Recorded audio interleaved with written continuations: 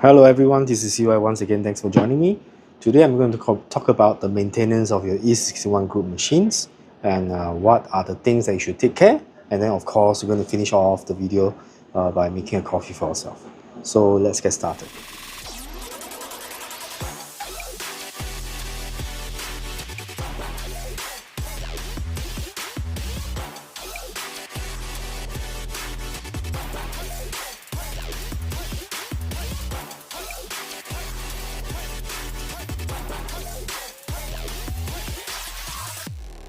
Right, today, a customer of mine just sent this Lily Bianca back for servicing. He's complaining that the lever, which is the switch to on off your E61 group, is very tight, and it is pretty hard to switch on and off. So I told him to send the machine back in to do a general servicing of the group. So we have already completed the servicing, which is removing all the parts here and loops all the area, and also do a little bit of soaking to remove all the water stain that's inside this entire E61 group. So what is actually causing that friction that causes your lever to be slightly harder to push on and off, right? Usually when you buy the new machine brand new, right, there is plenty of food grade lubricant that's inside the lever. So there is actually a bar, and the bar actually engage the two spring that's on top and below. So that is usually lube when they ship the machine to you brand new. Over time, if you don't do very regular backflushing, right, the lubricant should last you maybe for 9 months, or I would say 9 months to a year if you don't do backflushing. But the moment you start to do backflushing, the lubricants will be removed by the backflushing agent, which is the what we traditionally call the Cafiza, or whichever backflushing powder that you use. This is the one that we use in our shop, right? So what happens is that the Cafiza not just remove the coffee oil that's built up inside your shower screen, it also remove the lubricant that's inside your group, right? So should you do your backflush regularly? Often should you do backflushing, or do you even need to do backflush at all? My answer to that is yes. If you make just 1 or 2 coffee a day, I think you can probably backflush once every month. You don't have to backflush very regularly. And in fact, if you use something called the puck screen, something like this, a thin disc, right? If you use this, right, your shower screen most of the time will be free of coffee. There will still be some coffee oil that gets up, and yes, you will need to backflush then. So if you reduce the frequency of your backflushing, there will be a great chance you can actually increase the duration at which the lubrication will stay inside all the moving parts inside the lever group, right? So yes, my answer to whether you should backflush or not, you have to backflush, but please do not do it excessively. Most of the time, if you use your machine, you can just flush of water, right, to get rid of all the coffee that stay inside the group, and then you switch off, right, and do a few times, right? Even the equipment that we loan out to offices, we only do backflushing once every month, right? I think in an office situation, they make more than 20 to 30 cups of coffee every day. And when I check the shower screen and the group, it is actually not that dirty. So my advice to all the home user, right, if you're just, you know, making 2 or 3 cups of coffee a day, you can just backflush once every month. And a lot of people, I would say a lot of home I would say people who want to get started in the journey of espresso, they get confused between the backflush powder and the descale tablets, right? Do not try to attempt to descale your own machines, because usually the boilers will come with a protective layer, and sometimes if you use a descale agent that's too strong, right, it can actually cause the boiler to peel off the internal coating of the boiler to wear off. So this is something that we use to backflush, right? It's a tablet which dissolves, and it contains citric acids.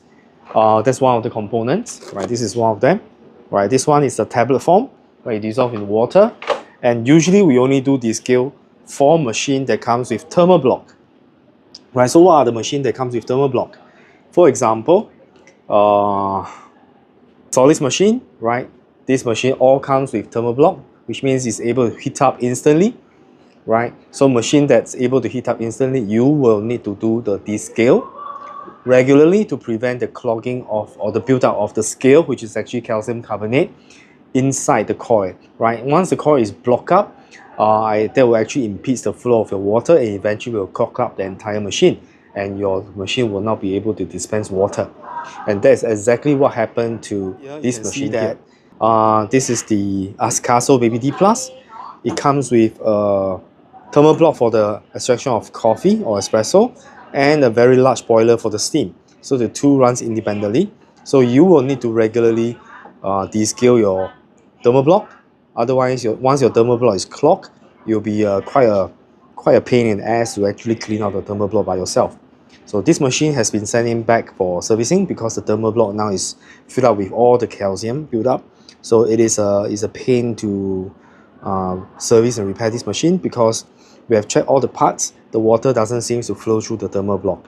So this is a problem now. In conclusion, for any boiler type of system, do not do the descale yourself. Always send to your whoever sell the machine to you, and they should be able to service the machine for you. Of course, there's a cost for servicing and repair, but send it to the professional so that they can do it for you, right? So, and backflushing, don't do it too regularly, right? There are many other ways you can actually lengthen or delay your backflushing, because the moment you do backflushing, it's going to remove all the lubricants, smaller bits by smaller bits. Eventually, within a month or two, your lever is going to be very tight and jammy, and then you have to send the machine back for servicing again. And servicing of this E61 group is not cheap, right? So that's my advice to all of you out there, right? If you have a boiler type machines that comes with a standard E61 here, right? So you can see now how buttery smooth this is. Right? You don't hear any sound, right? You shouldn't hear any sound, right? You shouldn't have to use a lot of force to switch on and off. If you experience that, which means to say that your lever, it's probably needs to be serviced. Look at this one. This is tight. I can feel that it's tight, right? And you hear the sound there. Can you hear that? Which means they are metal grinding each other, and this machine will have to be serviced as well. Off by making a cup of coffee.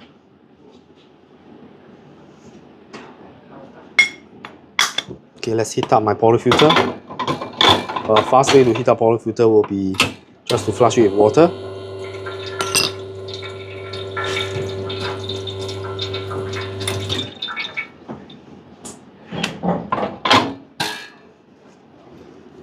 Right, I'm going to use my 温豆机 coffee grinder.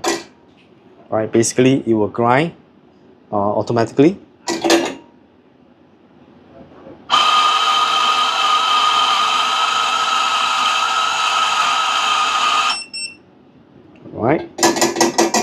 Right, let's just temp it.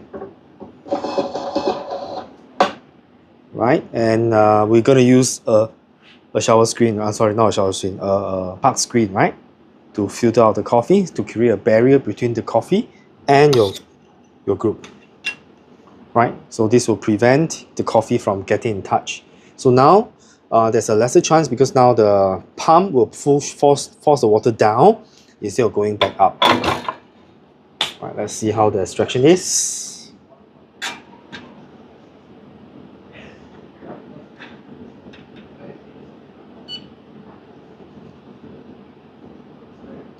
Okay, I like to start with low flow. I'll let it pre-infuse for about 5 seconds, then I'll ramp up the pressure or the flow to go to about 9 bar.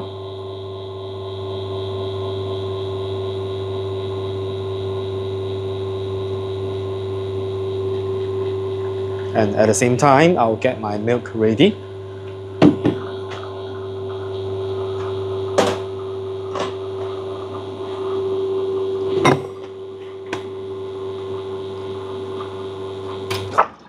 Right, 35 seconds, I'm extracting about 36 grams. I use about 18 grams of coffee beans, which is pretty okay. It takes slightly longer to extract, but that's fine. So now let's purge the steam. Right, let's steam the milk.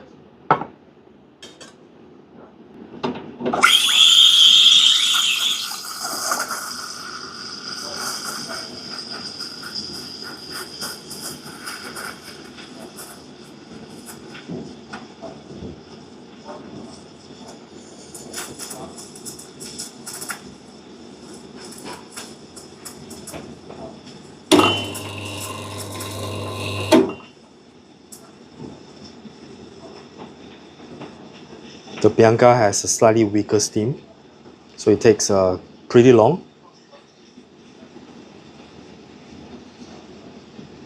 But it also gives you more time to texture your milk slowly.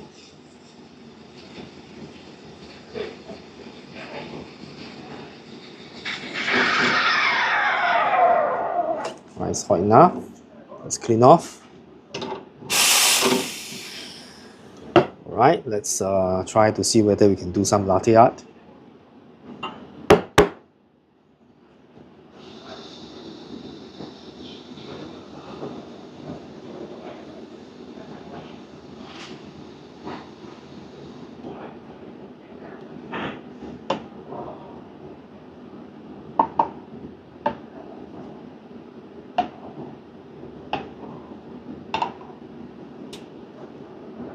Okay, I will say that it's not too bad. Right, there you go. So, it's a very good, in fact, overpowered home use machine that's really capable of making excellent coffee. And none other than the Lily Bianca, a very beautiful dual boiler. This is CY once again. Thanks for joining me. I will try to make more videos on the maintenance of different machines if I can. Yeah, and so stay tuned for more videos, and then I will try to upload more regularly rather than just doing a live video streams. Right, so thank you for joining. Remember to hit the like button, subscribe, and share. Right, see you very soon.